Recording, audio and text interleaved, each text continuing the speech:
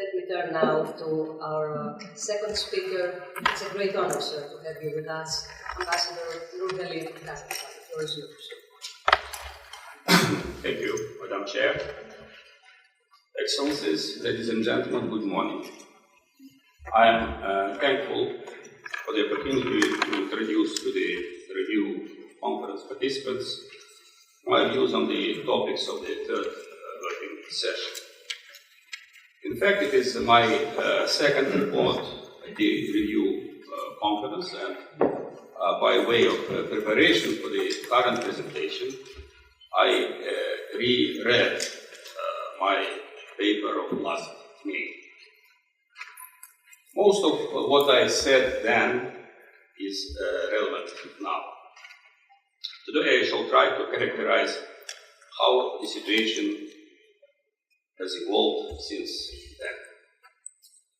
On July 1st, 2010, I, together with the two other co-chairs of the Geneva International Discussions, reported to the Permanent Council our assessments about the potential for the settlement of the Georgian South Ossetian and Georgian Caucasian conflicts. Just a week ago, Ambassador Philip Remler, head of the OSCE mission in Moldova, presented to the Permanent Council his sixth report on developments around the Transnistrian conflict settlement efforts. I understand that on November 11, 2010, the co-chairs of the Minsk group are going to appear before the Permanent Council to share their assessment of the situation around the Nagorno-Karabakh. So, these issues are regularly on the agenda of the OSCE institutions, and you are being posted in detail about the OSCE operations in the ever-important terrain of protracted conflicts. I share the views about the OSCE role in ensuring early warning, prevention, and crisis management as presented in the report that the director of the CPC, Ambassador Herbert Zalbe, delivered on the 18th of October, and in advance the ones that he is going to deliver today. Since I deal with the settlement of protracted conflicts and post-conflict rehabilitation, allow me to dwell on their significance within the framework of preparing for the summit in Astana in December. As President Nursultan Nazarbayev pointed out in his welcoming statement about the OSCE Ministerial Council decision to hold the summit, while that decision represents a great achievement for the organization itself in these difficult times, the goal is to identify the strategic areas of work and roadmap for the further development of the OSCE potential. In the vital interests of the organization's future, we have to make the Astana summit a success, the measure of which should be its tangible contribution to comprehensive security in international, Euro-Atlantic, and Eurasian arenas. Nobody can ignore that in some parts of the OSCE zone of prime responsibility, domestic or international security remains critical. At the outset of the Kazakhstan chairmanship, a goal was set to ensure the continuity of efforts of the Greek predecessors in the search for mutually acceptable solutions in the settlement of protracted conflicts, and to leave behind, after 12 months, a certain legacy which would allow us to speak of a robust, persistent, and promising peace process.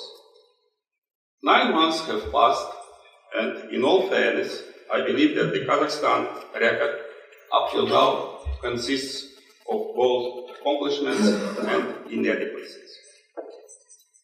We were not over-ambitious, but rather cautious optimists, being aware of the complexity of the problems, the contentious character of contradicting positions, principles among the direct participants, and the limitations that any mediators, however persuasive their arguments may sound, can achieve only a fraction of success if there is a lack of political will on the part of the sides to the conflict for lasting, comprehensive settlement. We are on the eve of passing the torch on protracted conflicts settlement efforts to the incoming Lithuanian chairmanship. There are still 2 months to go, and we do not intend to be passive. On the contrary, we'll try our best to ensure some deliverables on which our successors can proceed further. What lessons can we draw from our experience in the Transnistrian settlement? While we have not yet succeeded in convincing all the participants to resume in 2010 official negotiations in the 5+2 format, there are encouraging indications of modest improvement in the overall atmosphere. Among them, I can name the regularity of contacts between the sides, the greater effectiveness of the joint expert working groups, and increased high-level international attention to the conflict. A recent positive development was the restoration from October 1st, 2010 of regular passenger train shuttles on the route Chisinau, Tiraspol, Odessa, which was praised by the OSCE Chair-in-Office, as a right way to address the everyday needs of the affected population and build trust among the sides. What is remarkable to me is the constructive spirit of cooperation of the OSCE with the Russian Federation, Ukraine, the United States, and the European Union in encouraging the efforts undertaken by the Republic of Moldova and the Transnistrian authorities to move the negotiation process forward. Unfortunately, we still cannot get rid of the tendency to put preconditions on interim agreements that, in our view, will lead to a comprehensive political settlement. We are still facing the problem of non-compliance with previously concluded agreements on the free movement of people, goods, and services.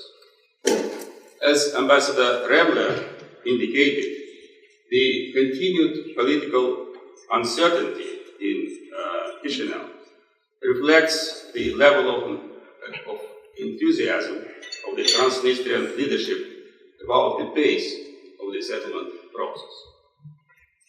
We have one more session in the 5+2 format before the end of 2010, and there is hope that we shall witness some positive developments. 2 years ago, on October 15, 2008, the Geneva discussions started as a concerted endeavor of the international community represented by the United Nations, the OSCE, and the European Union to bring closure to the tragic consequences of the August 2008 war. I invite you to gauge the achievements of 24 months of the Geneva process by the actuality of this and painstakingly slow, on times frustrating and undramatic, but nonetheless positive changes in the gradual normalization of interaction between the sides in the conflict. It has to be recognized that we need patience, perseverance, and a lot of dedication to produce any tangible results. We have not succeeded in re-establishing the OSCE mission in the conflict zone. We are still working to arrange the resumption of the incident prevention and response mechanism meetings in the context of what used until up to the fall of 2009 be Vienna IPRM.